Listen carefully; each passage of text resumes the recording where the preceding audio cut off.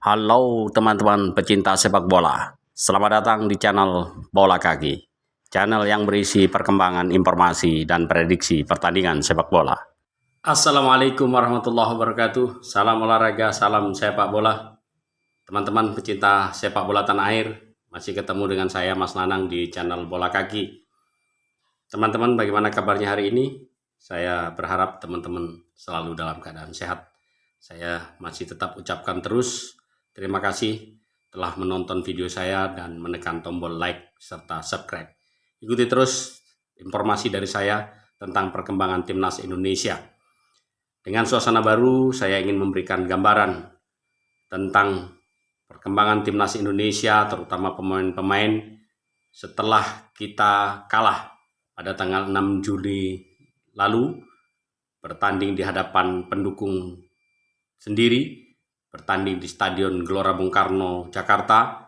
Timnas Indonesia takluk dari tamunya, Tim Nasional Irak 02. Itulah yang sudah terjadi, maka sekarang ke depan sebaiknya Timnas Indonesia mulai berbenah diri, memperbaiki diri, melupakan apa yang sudah terjadi, kekalahan demi kekalahan yang sudah kita alami, dan menatap masa depan.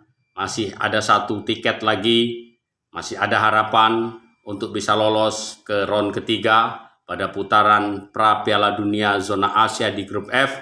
Tanggal 11 Juni mendatang kita akan berhadapan dengan tim Filipina, dan bagusnya kita menjamu kita sebagai tuan rumah, teman-teman. Timnas Indonesia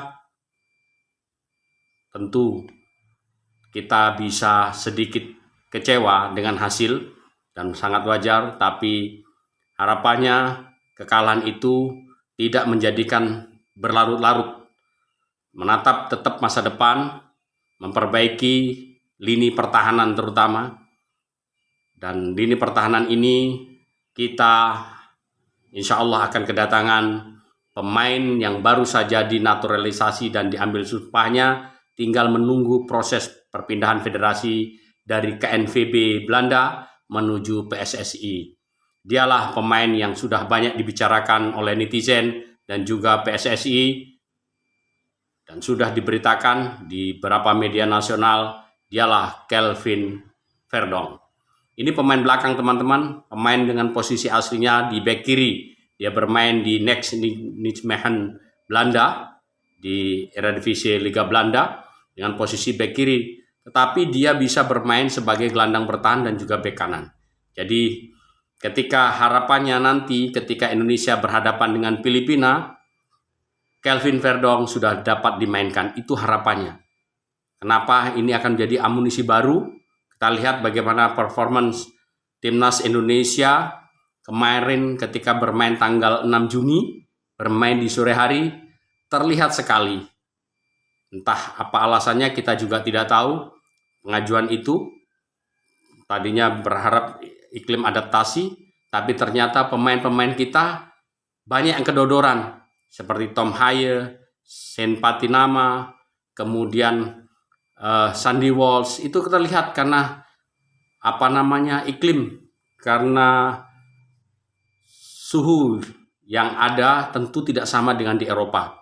Kebiasaan bermain di Eropa yang dengan cuaca yang cukup dingin, bermain di cuaca yang panas tentunya sangat berbeda. Itu teman-teman harapannya, dan tentu kita lihat nanti tanggal 11 Juni pertandingan kembali ke sore hari.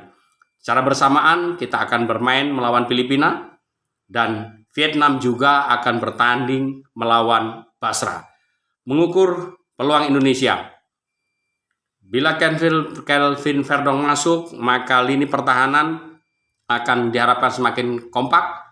Akan ada satu reel tarikan karena dia bermain di sisi kiri. Di depannya ada Ragnar Orotmangun.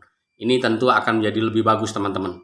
Akan terjadi kerjasama yang bagus dan diberikan sebagai penghubung Tom Haye. Ini luar biasa harapannya. Menghadapi Filipina, tidak ada kata lain, Indonesia harus menang demi mengamankan posisi untuk lolos pada round ketiga. untuk lolos. Jangan sampai kita bergantung terhadap pertandingan antara Vietnam dan Irak. Memang jika kita kalah melawan Filipina dan Vietnam kalah melawan Filipina, kita yang lolos. Atau kita draw, dia juga draw, kita yang lolos. Tapi sebaiknya hal itu tidak terjadi, karena apabila kita bermain lebih bagus mengamankan posisi, meraih kemenangan, sekaligus menatap round ketiga. Itu teman-teman. Karena kita tahu pemain-pemain yang sudah bermain kemarin tentu sangat kecewa dengan hasil dan bersedih. Kita lihat bagaimana Hernando Ari, kemudian Justin Hubner juga melakukan sedih, termasuk juga Jordi Amat, bagaimana kecewanya dengan hasil pertandingan. Tetapi seperti kata Ketua PSSI Bapak Erick Thohir, kita bangkit bersama, kita jatuh bersama, dan kita bangkit bersama. Itu adalah semboyan yang bagi saya bisa membangkitkan motivasi pemain-pemain agar lebih percaya diri lagi, lebih bisa membangkitkan motivasi bahwa peluang itu masih ada. Saya yakin kita mampu memenangkan pertandingan melawan Filipina. Kita ambil 3 poin, kita amankan. Mudah-mudahan harapan kita bersama, Timnas Indonesia segera bangkit dari kekalahan, menatap masa depan, mengalahkan Filipina. Karena Filipina bukanlah tim yang setangguh Irak. Tetapi juga kita tidak boleh percaya diri. Kita harus percaya diri dan tidak boleh dalam under pressure. Itu maksud saya. Kita tidak boleh terlalu dalam tekanan. Kita harus bisa melepaskan dari tekanan yang diterima oleh pemain-pemain Timnas Indonesia. Itulah teman-teman informasi yang dapat saya berikan. Tetap kita dukung Timnas Indonesia, karena Timnas Indonesia adalah milik dan kebanggaan kita bersama. Bersama saya Mas Nanang, salam olahraga, salam sepak bola.